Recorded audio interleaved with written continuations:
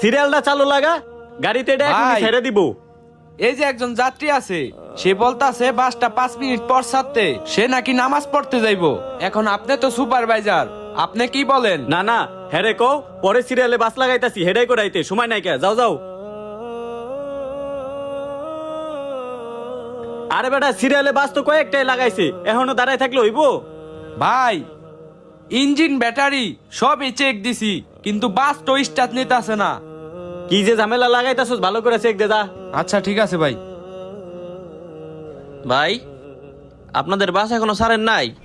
আমি তো নামাজ পড়ে এসে বললাম। যাক, ভালোই হইলো, আপনাদের বাসে যাইতে পারলাম।